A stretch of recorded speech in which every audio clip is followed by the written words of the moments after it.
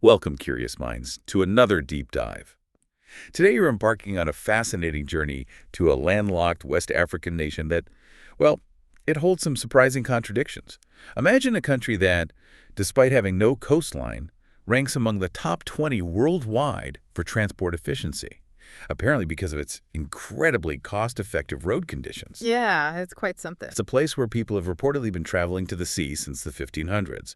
I mean, even having relatives in distant ports like Accra and Cotonou today. Yet here's the twist, right? This very efficiency didn't always translate into economic advantage. The sources show that even with these great links, freight costs sometimes made its gold uncompetitive in the global market. Exactly. And that isn't just an interesting little fact. It's a surprising puzzle. It reveals the hidden complexities of a nation often overlooked. Our mission in this deep dive is really to move beyond just the headlines, connect the dots, and truly uncover the intricate layers of Burkina Faso. We'll explore everything from its geographical heart in the Sahel to its rich history, its vibrant culture, and its ongoing journey through modern challenges. We're aiming to understand the why behind its unique story. Okay, so with that surprising snapshot, how did this unique nation actually come to be? Our deep dive will now trace its evolution. We'll start with the grandeur of its pre-colonial empires, navigate its complex path to independence, then explore its unique societal structures, and finally examine its current economic and environmental realities. All, of course, through the incredible lens of the source material you've provided. Let's jump in. So let's start with basics. Burkina Faso, once known as Upper Volta, is landlocked, nestled in West Africa, covers about 274,000 square kilometers, Right. and its borders, shared with Mali north and west, Côte d'Ivoire southwest, then Ghana, Togo, Benin to the south, and Niger to the east. It's truly remarkable when you think about it, this paradox.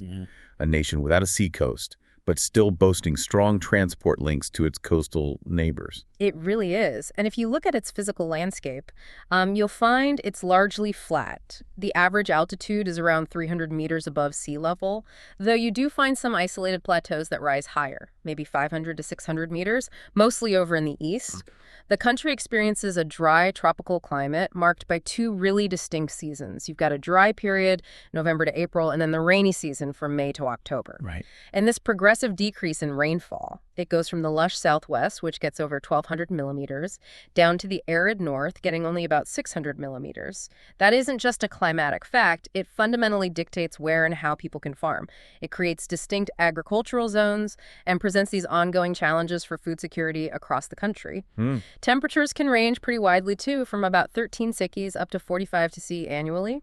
That variation in rainfall, it obviously has a huge impact then. It gives rise to three distinct ecoclimatic zones. You mentioned the Sahelian zone, less than 600 millimeters, the Sudan Sahelian, 600 to 900 millimeter, and the Sudanian zone with over 900 millimeters. I imagine these zones pretty much dictate the vegetation you'll find. Absolutely. From semi-arid savanna right through to dense clumps of acacia, baobab, and shea butter trees. And this directly influences the economy. It's primarily rural-based. Over 80% of the population is engaged in agriculture. 80%. Yeah. This sector is incredibly important. It contributes 40% of the GDP and 60% of total exports. And get this, Burkina Faso is actually the second largest cotton producer in Africa. Second largest, wow. And seventh largest in the world. Cotton accounts for roughly 80% of its agricultural exports. 80% from cotton alone. Beyond cotton, other major crops include millet, sorghum, and groundnuts. But even with this strong agricultural backbone, the sources reveal some, well, significant challenges that have consistently held back progress. Tell us more about those, especially the vulnerability to climate. Well, precisely because agriculture is predominantly rain-fed, it's incredibly vulnerable to climate fluctuations, droughts particularly. Right. And while there has been average GDP growth, the sources note it remained below the 6% needed to have poverty by 2015. That 6% target really puts the average growth into perspective, doesn't it? It does. It shows how even positive economic movement can fall short of critical social development goals if it's not sustained or, strategically channeled. Makes sense. We saw a sharp GDP peak, actually 12% in 1995. That was driven by increased household consumption and a big road project. But then a fall in 2009 due to the global crises. That fall in 2009, the global crises. Yeah. That really highlights external vulnerabilities, doesn't it? So what did the sources reveal about how that economic roller coaster directly impacted the people, on the ground? What were the human costs or gains? It's clear there's a direct link. Despite the economic vulnerabilities, there were tangible improvements in overall well-being. Life expectancy increased from less than 40 years back in 1960. Less than 40. Yeah, up to 53 years by 2008. And under 5 mortality rates also reduced significantly. They went from over 300 per 1,000 to fewer than 200 per 1,000 in the mid-1990s. These gains were directly supported by strategies aimed at augmenting economic growth and agricultural production. It shows how economic stability, even if it fluctuates, can translate into better health outcomes for the population. Before we move forward in time, I'm particularly struck by the mention of a history long before, formal nations existed. Yeah. What did the sources reveal about the earliest significant empires that truly shaped the foundations of what would become Burkina Faso? Yeah, it's a fascinating origin story. Between roughly 900 and 1500 AD, 2 major empires profoundly shaped the region. You had the Dawda Empire and the Mosi Empire. Okay. The Dawda Empire, founded by Berber migrants, built its strength on trade between the southern coast and the Sahel and desert to the north. Their lucrative trade networks included places like Dialafos, a major commercial center in what's now Senegal, and they extended to the powerful Kanuri and Hausa kingdoms of the Niger Valley. Impressive reach. Definitely. However, this empire disintegrated between 1300 and 1500, partly internal conflicts, partly the invasion of Songhai, which ironically introduced the iron industry and farming to the region. That's quite a twist, an invasion ultimately bringing in key new industries like iron. It really highlights how historical transitions are rarely simple, are they? Not at all. Linear narratives don't really capture it. Then we have the Mosi Empire. Exactly. The Mosi Empire is believed to have taken shape around 800 AD. It originated from autochthonous African black peoples of the Sudanese belt. They thrived on the fertile soil of the Nakambe River Basin. Initially hunters and gatherers, they soon coupled that with farming. And through a vibrant culture and exchange with the Dawda's empire, they created a prominent empire by 1300 AD. And their society. Well, their political geoculture was based on vast crops, millets, sorghum, cotton, abundant grazing pastures, and a significant population. They developed sophisticated trade channels to the south that brought in food, manufactured products, even slaves for tribute and, prestige. Cities like Ouagadougou were bustling. You had permanently stationed artisans, bards, griots, jesters. The Mosi also reigned over other groups like the Lobi, Gurunzi, and Bobo, both for defense and, assimilation. Moving ahead in time, the sources tell us French conquest of the territory began in 1896. French becomes the official language. It's interesting that unlike their counterparts in other parts of French West Africa, the people of Upper Volta didn't agitate politically quite as much during World War II. But protests against a new head tax in 1946 marked a clear beginning of resistance. That's right. Following that, 3 key political parties emerged in the new territorial assembly: the Union Démocratique Voltaïque, the Rassemblement Démocratique Africain, and the Union Populaire Démocratique de Côte d'Ivoire. And a key takeaway here is their commonalities, right? They were predominantly formed by the elite, mostly urban-based, and led by French-educated individuals who had, in many cases, already collaborated with French interests. Right, the established elite. Pretty much. Then Adama Ouedraogo delivered the first independent political speech in 1948. And by July 1952, these remarkable events, as the sources call them, popular riots, brought political life back into focus, really pushing for change. Finally, independence from France was attained on August 5, 1960. So, after independence, the sources describe a period of violent conflicts. This led to a military coup in January 1966 under Major Sangolé Lamazana.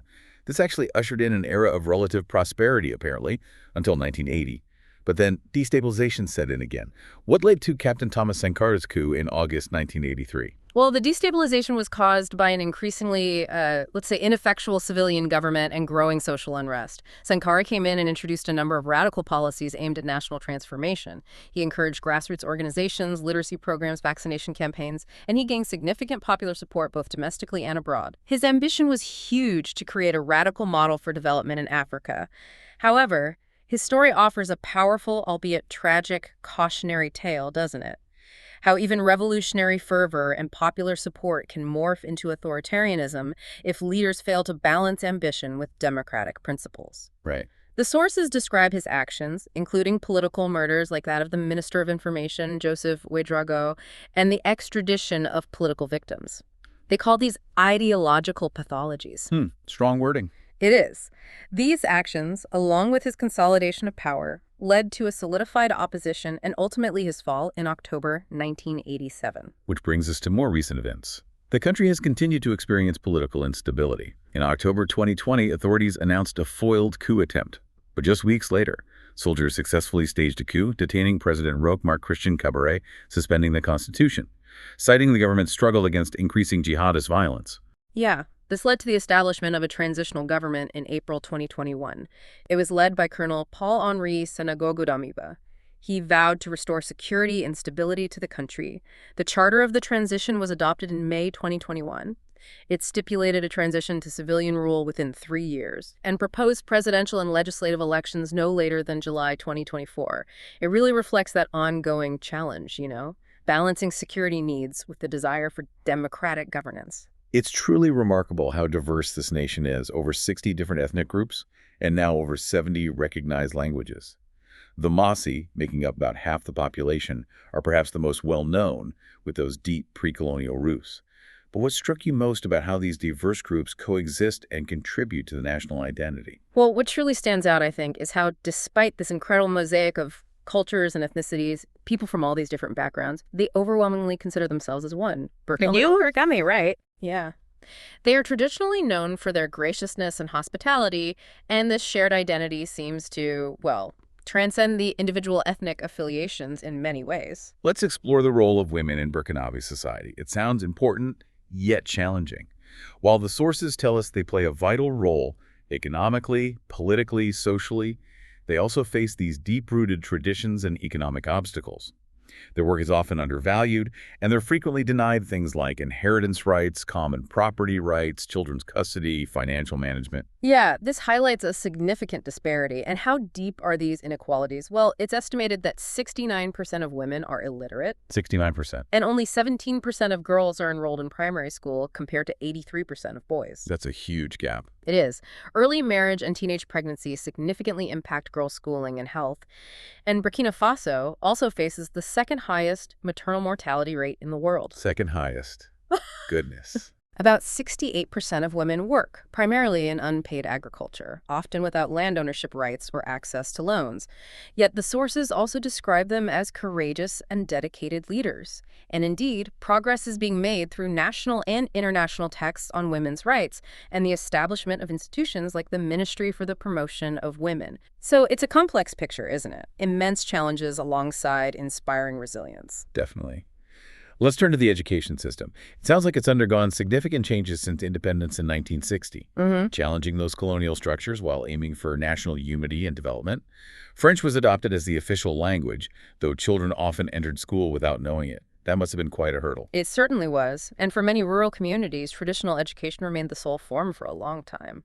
A National Education Council was created in 1961 to try and align education with cultural values and needs. And a major restructuring followed a national conference in 91-92. Post-colonization, traditional education, its focus was really on making individuals social beings in the ethnic mold, as one source put it, less about formal learning. However, it was also deeply conservative, which made rapid change almost impossible and created this tension with modern educational goals. Beyond the economic and social fabric, how do these realities translate into daily well-being? Let's delve into the healthcare landscape. The system combines private and public services with government-funded facilities dominating rural areas. But Ouagadougou, the capital, receives priority in medical facility allocation, so geographical inequalities persist. Absolutely. The health system faces challenges like the marginal implementation of operational autonomy for rural hospitals. And there was a period of poor policy and even bankruptcy in the late 1990s. This isn't just about numbers. It speaks to that ongoing struggle for equitable healthcare access. Urban centers often thrive, while rural areas grapple with persistent disparities in facilities, medicine, qualified staff. Right, the basics. Exactly. Despite recent improvements in health indicators overall, issues like extreme poverty, poor access to facilities, and medicine unavailability persist for many. It just underscores the vital need for continued investment and strategic reforms. That's a clear connection between economic reality and public health, which brings us to another critical aspect. How do environmental issues play into all of this? Burkina Faso's natural environment sounds quite fragile. Climate factors restricting agriculture. And expanding populations leading to overgrazing, deforestation, land degradation, causing conflicts over land use among various stakeholders. Yeah, and stepping back, we see how the sort of Western model of development, often promoting land privatization, development through enclosure, how that can actually break down traditional social relationships and create tensions with existing land claims. For many of these communities, concepts like land, the environment, the memory of ancestor spirits, they often hold deeper meaning.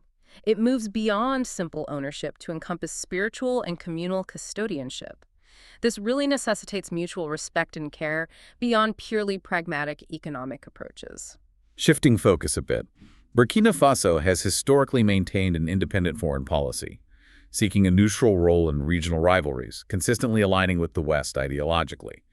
It supported the U.S. in its post-1975 foreign policy and has notably resisted pressures from other nations for closer ties. That's right. And relations with France remain crucial economically, politically, militarily. The country is a member of numerous international bodies, the UN, ECOWAS, UMOA, and in a significant development, Burkina Faso was elected to serve as a non-permanent member of the UN Security Council for a 2-year term starting in 2023. Oh, interesting. Yeah, showcasing its growing diplomatic presence on the global stage. Now, international aid. The sources say it's had a roller coaster impact. After the 1980 coup, many expatriate assistance organizations became wary, reducing development assistance, particularly in food production. This led to a drastic plummet in domestic food production from 1,320,000 tons in 1981 down to 775,000 tons in 1985. That's a huge drop. It is a really significant fall. And while there was a rebound in agricultural output by the end of the 1980s, the experience left a lasting impact. It framed future state society and expatriate state relations in more, restrictive parameters. It highlighted persistent doubts about aid effectiveness and the validity of certain intervention approaches. Really underscores the delicate balance and potential unintended consequences of external assistance, doesn't it? It does. Despite these challenges, though, Burkina Faso boasts a rich cultural heritage. Its arts and literature are vibrant, serving as a ground for interethnic cooperation. The International Festival of Pan-African Film of Ouagadougou, FESPACO, held every 2 years, that's attained preeminence in Africa, giving the country considerable international recognition. Yeah, FESPACO is huge. And one compelling aspect here is how Thomas Sankare's revolutionary regime, despite being politically repressive, actually served as a kind of stepping stone for artistic creation. Really? How so? Well, it made the arts a cornerstone of education and development policy. Music and theater were particularly supported. Every state school got a theater troupe in 1984, leading to plays like Tambour de Talent radiating across Africa. And even today, sculptors continue to find ongoing inspiration from symposiums at places like the Longo Quarry, the Jamad painting Nambana no Djini Sculpture Symposium. It's a testament to art's enduring power, even amidst political turmoil. And social movements, youth activism, they seem like a testament to the country's dynamic spirit. Even before Sankare's revolution, the Union of Burkinabe Artists, the ABR, formed as the first professional organization for artists, emphasizing art for the masses.